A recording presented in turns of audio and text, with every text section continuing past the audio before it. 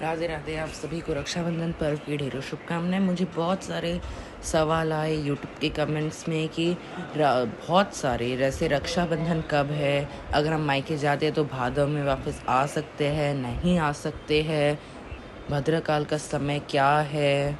बहुत सारे सवाल मुझे आए थे, तो चलो शुरू करते। तो सबसे पहला सवाल था, और सारे नियम भी इसी वीडियो में है। तो पहला सवाल था कि रक्षाबंधन इस साल कब है। तो रक्षाबंधन इस बार 19 तारीख को है, 19 अगस्त। 19 अगस्त सोमवार का दिन पड़ रहा है।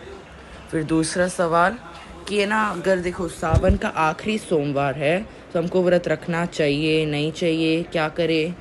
तो देखो, आप चाहे तो फिर सिर्फ 4 सोमवार, या अगर आप चाहे तो सावन के अगर आपने किए तो वो भी बहुत शुभ है।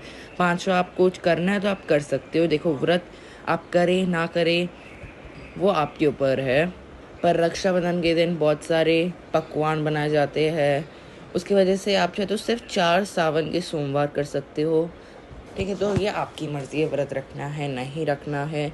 तीसरा सवाल कि अगर हम मायके जाते हैं भादव में तो क्या हम वापस आ सकते हैं, भादव के महीने में आ सकते हैं क्या। तो देखो, अगर आपका मायका पास में ही है तो फिर आप तो जल्दी आ ही जाएंगे, पर अगर आपका मायका दूर है भादव में, फिर आपको देखो वापस नहीं आना चाहिए। अगर बहुत ज़्यादा ज़रूरी पड़ जाए तो फिर आप आ भी सकते हो, नहीं तो फिर आप चाहे तो 2-3 दिन तक उधर रुक जाए तो आपको भादव का जो दोष है वो नहीं लगेगा। अभी अगला सवाल कि भद्रकाल का समय क्या है। भद्रकाल में अगर हम राखी, अगर हमको बहुत ज़्यादा ही मतलब भाई कहीं जा रहा है तो फिर हम बांध सकते हैं नहीं बांध सकते हैं। देखो, भद्रकाल इस बार देखो 5:52, मतलब वो हिंदी में क्या कहते हैं मुझे नहीं पता, तो उधर से शुरू होएगा और 1:32 तक रहेगा। और फिर अगर हमारा आपका भाई कहीं जा रहा है, तो आपने मुझे बहुत पूछा कि हमारा भाई कहीं बाहर जा रहा है और उस समय भद्रकाल चल रहा होगा तो अभी हम क्या करें। तो देखो, आप राखी बांध सकते हो, पर देखो बांधना बहुत ज़्यादा अशुभ माना जाता है भद्रकाल में, पर अगर ज़रूरत पड़ जाए तो फिर बांधना पड़ता है।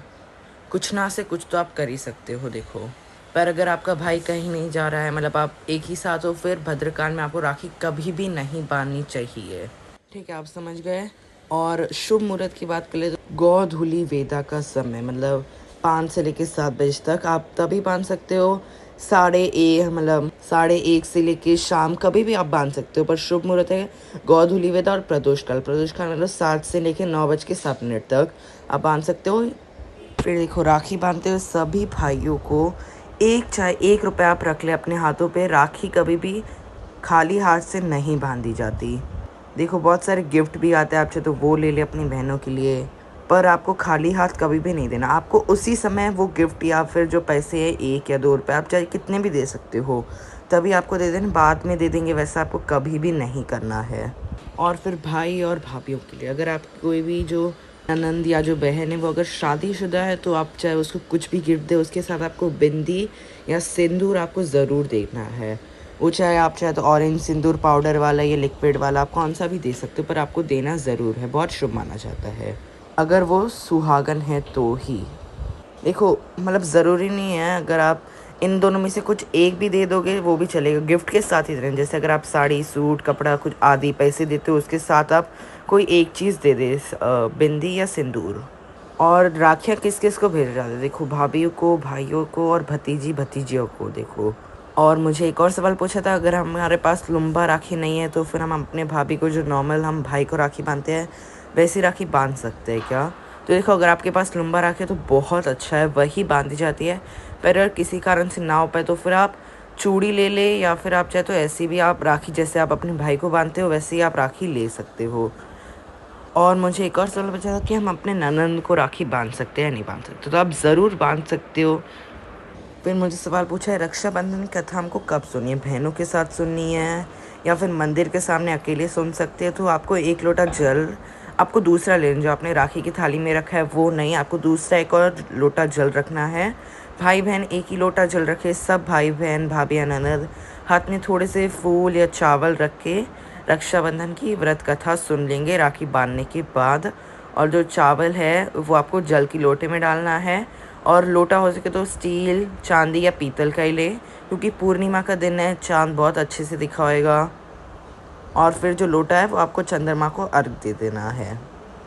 फिर मुझे पूछा है कि कजरी तीज कब होती है। देखो, रक्षाबंधन के ठीक 3 बाद कजरी तीज। कजरी तीज को बहुत नामों से बुलाया जाता है, बड़ी तीज, बूढ़ी तीज, सातुड़ी तीज, नीमड़ी तीज, ठीक है। और राजस्थान में ये सबसे ज़्यादा बड़ी तीज मानी जाती है। इस समय सिंधारा भी भेजा जाता है। सिंधारे का वीडियो आपको कुछ ही समय में यूट्यूब चैनल पे मिल जाएगा। अगर आपको ये वीडियो अच्छा लगा तो मेरे चैनल को सब्सक्राइब करें, इस वीडियो को लाइक करें और ज़्यादा से ज़्यादा लोगों को शेयर करें ताकि उनको भी पता चले सारे नियम और सारे सवाल और उत्तर 2024 के, ठीक है। और एक और सवाल कि श्रवण कुमार जी का पूजन हमको कब करना है। देखो, श्रवण कुमार जी का पूजन राखी बांधने से पहले किया जाता है, पर अगर किसी कारण से आप नहीं कर पाते राखी बांधने से पहले तो फिर आप बाद में भी कर सकते हो, पर रक्षाबंधन करना बहुत शुभ माना जाता है। तो मुझे लगता है सारे सवाल हो गए। अगर आपको कोई और सवाल तो आप कमेंट्स बॉक्स में पूछ लीजिए, मैं अवश्य रिप्लाई कर दूँगा। जय माता दी।